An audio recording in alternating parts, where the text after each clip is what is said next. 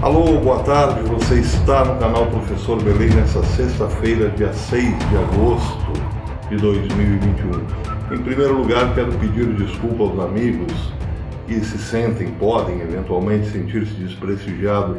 Eu tenho recebido muitos comentários de apoio, mas me é impossível responder a todos, então peço desculpa aos amigos. Dona Lucimar, minha esposa, que normalmente me ajuda nessa tarefa, está impossibilitada. A minha sogra está internada, o estado dela de saúde é grave e nós estamos atravessando uma turbulência nesses últimos dias. Então peço a compreensão também dos amigos por eu não ter podido responder aos comentários, dar o tradicional coraçãozinho. O momento é um pouco difícil, mas se Deus quiser vai passar. Bem, fazendo um videozinho rápido para não deixá-los na mão, o presidente Bolsonaro fez uma declaração hoje macabra. Macabra. Num ato no Palácio do Planalto, o presidente revelou que quando sofreu o atentado em Juiz de Fora, justamente naquele dia, ele não tinha o seu colete à mão. Pois é, um fato bastante curioso, para dizer o mínimo. O presidente, como se expunha muito e já estava cotadíssimo para ser eleito, andava sempre de colete. Aliás, ele disse hoje, nesse ato no Palácio do Planalto, que aquela seria a última vez que ele participaria daquela maneira, em contato tão direto com o povo, porque ele precisava se cuidar, tendo em vista outros interesses, já que ele, sim, era o favorito, o franco favorito para a eleição. Mas justamente naquele dia, ele não encontrou o seu colete. E aí falou, bem, vamos sem colete mesmo. Citou um trecho da Bíblia, referindo-se ao temor da morte. A única morte que deveis temer é a morte eterna.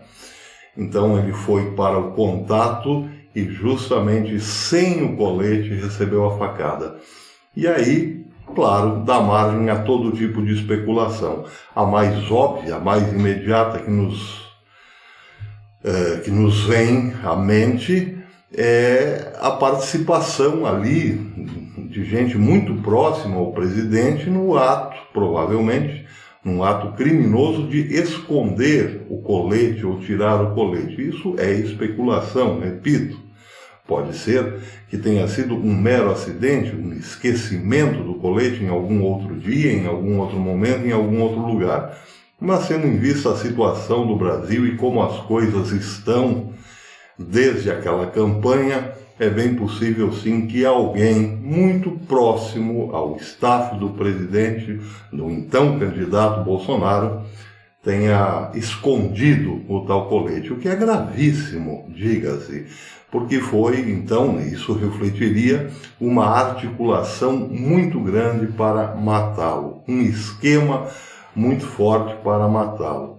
Bem, em relação à situação do Brasil, não é preciso dizer o quanto a esquerda age hoje de forma violenta. Basta compararmos as manifestações de rua, as gigantescas manifestações de rua em apoio ao presidente, à democracia, ao voto impresso, auditável, com contagem pública, é sempre pacífica. Já as manifestações da esquerda deixam sempre um saldo de vidraças quebradas, paredes pichadas, monumentos incendiados e violência.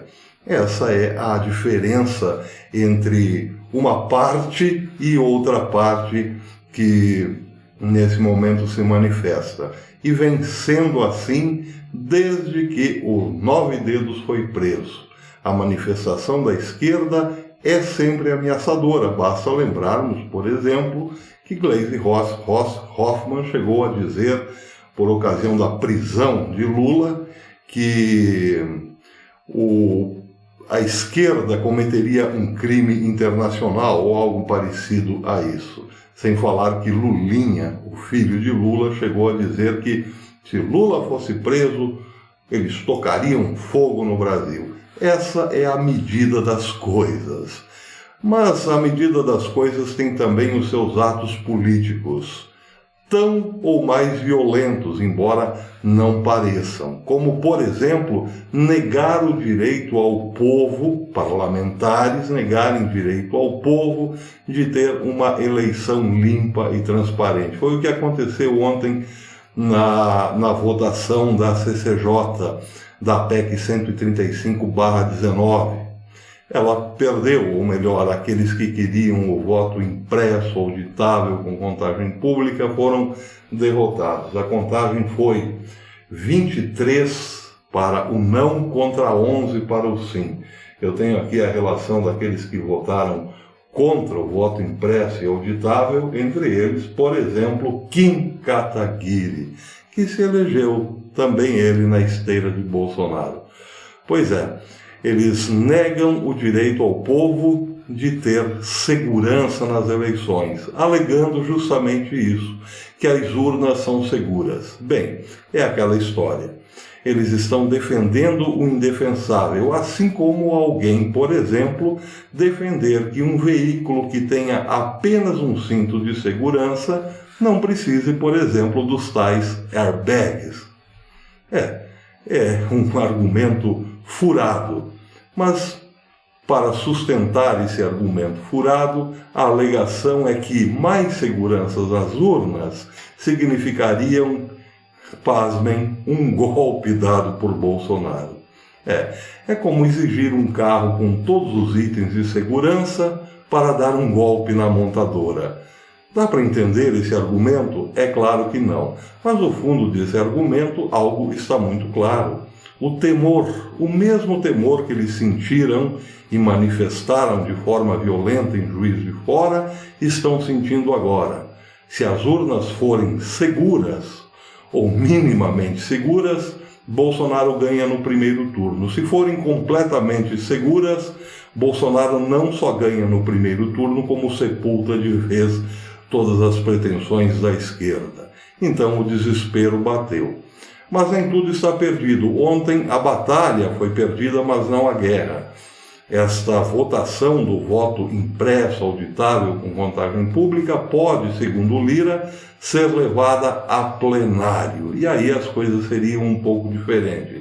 Até porque a alegação mais plausível para isso é que esta votação na CCJ não teve credibilidade, já que o ministro Barroso reuniu-se com parlamentares para fazer campanha pelo não. Pois é, o ativismo político a todo vapor. A situação hoje, política, é gravíssima. Silas Malafaia chegou ele próprio a pedir intervenção militar. Falar em intervenção militar aqui no YouTube eu sei é muito perigoso, mas as pessoas já estão falando, porque na verdade ninguém aguenta mais o jogo fora das quatro linhas da turma de lá.